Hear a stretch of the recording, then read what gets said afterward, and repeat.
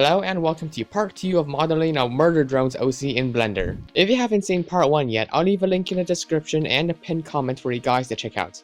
In the last video, I modeled the jacket, tool belt, and zipper. And then I sent the zipper to the shadow realm and replaced it with buttons. Why is there an echo in here? Hold on.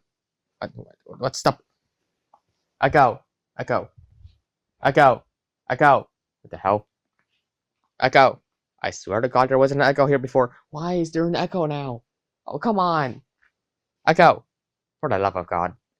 Hey. Okay, it's better over here. Alright, continuing on. And then I sent the zipper to the shadow realm and replaced it with buttons. Now it's time for everybody's favorite part of character creation. Weight painting. Yay! Kill me. Okay, let's get this over with. In the previous video, I transferred the weights from the body to the jacket, hoping that I wouldn't have to touch the weights. But of course, they look like crap. I'm just going to skip over the parts where I struggle to fix the weight paints and get straight to the solution. I used the gradient tool to weight paint the torso, and this was much better than before because it blended better. One small problem I found was that the chest and hip would stick out of the jacket when I moved the biggest spine bone. So I just sliced them in half with cubes and now it looks pretty damn good. Definitely a lot better than my first attempt. In material preview mode, the pockets just appear as a solid color instead of the fabric texture. It took me a bit to figure this one out. I tried applying the transforms and restarting Blender. I later tried UV unwrapping it and it actually worked. Okay, next I want to work on the hair a little more. It doesn't look bad, but it's not good either. So that means more haphazardly putting hair onto this guy's head until it looks good enough. I took another look at the show's characters and I noticed that the bits of hair are quite large, while mine are really small, and there are a lot of them. I tried making them bigger and pointing them upward a little more, and I do think it looks better. Maybe they're still kinda too small, but what do you guys think? Or maybe the head's a little too wide. Or maybe... Okay, let's just move on before I start seeing more mistakes in my model and spend the next 2 days fixing it. I totally didn't do that. Alright, so we have the hair now. Now I want to make them kind of bouncy, which I'll do with the Wiggle add-on. I stumbled upon this add-on called Wiggle 2 while watching a Blender video and my brain thought, hey, that's pretty cool, and it would work great for hair.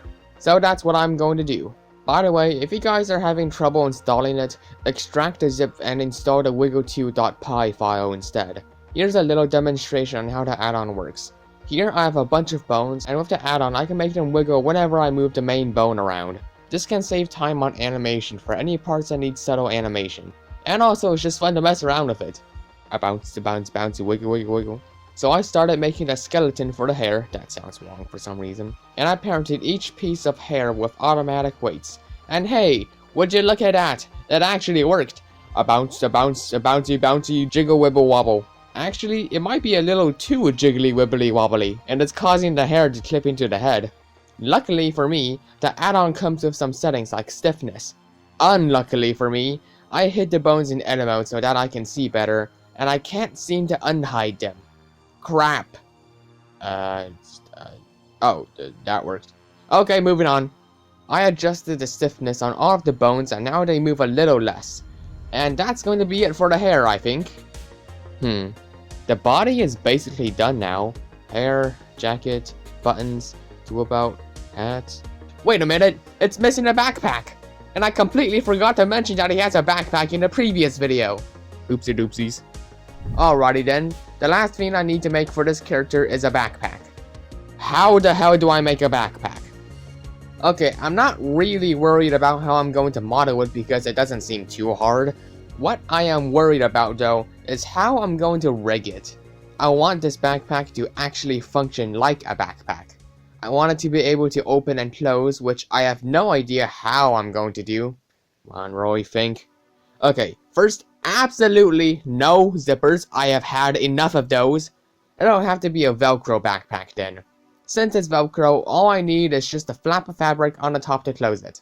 I could try adding bones to it like a spine so that it can open and close. I also want them to be able to take it off and on, which I'll do by rigging the straps too. You know, this doesn't sound that hard actually. Me from the future. It was hard. And with that false confidence boost, I began working on it. I made a hollow cube and gave it some thickness with the solidify modifier. I tried rigging it, but I think I did everything wrong and it doesn't look too good. It's probably because I have to cover as part of the backpack mesh instead of them being separate. Separating them didn't help either though. Whoop, I'm out of ideas. I'll just make it into a hinged in. It's good enough for now. It's pretty blank and empty right now, so I'll start decorating it a bit more. Currently, it's just floating on its back. Murder drones is in the future, so maybe levitation has been invented, but I prefer normal backpacks, so I'll just add some straps. The straps are made with a tube and long spine looking thing. I don't know why I keep calling everything spines. This rig kinda sucks though, because I can't easily animate the bones, but I've already spent too much time on this, so I'll have to figure it out later. Comment down below if any of you guys have any suggestions. I rotated the bones around the body and connected them back to the backpack. I thought the backpack still looked a little too boring, so I started adding stickers. I made the murder drone skull in Krita and then imported it as an image texture in Blender. I cut the shape out of a plane with the knife tool and added a bit of depth. I also copied the worker drone icon from the chest to the backpack as another sticker. The stickers are going to get bent a little to make them look old and withered. I slapped some materials on the backpack and that's the modeling part done. For now, at least. I'll probably edit this in the future if I remember to. Wait, I just had a thought. Quite a rare occurrence.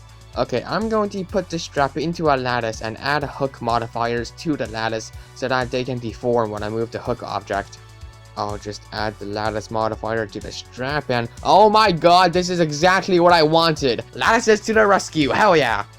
It does get kind of flat when you push it too much, but that's fine. Boy, did this take a while to make, and the video was kind of short. I could improve some of the textures by adding scratches and stuff to make it more realistic, but I need to take a break from Blender. I'm starting to see the typology of objects in real life, so I think it's time for a break. I can see the vertices on that, the edges, I can see a face right there. Is that an N-con? Thank you guys so much for watching, and stick around for whatever else I'm gonna be cooking next.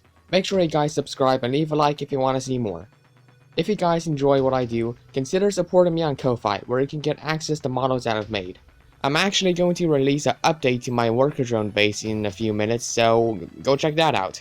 It's got some fixes like the hands being too big, the eyes bugging the hell out, and yeah, enjoy. Do whatever you want with it, it'll be cool. You don't need to credit me when using a model, but it's very appreciated and it's the least that you can do. Anyways, yeah, support me on Ko-Fi if you like what I do. Even if it's just a small amount, it helps me out a lot. I hope you enjoy the rest of your day, and see ya!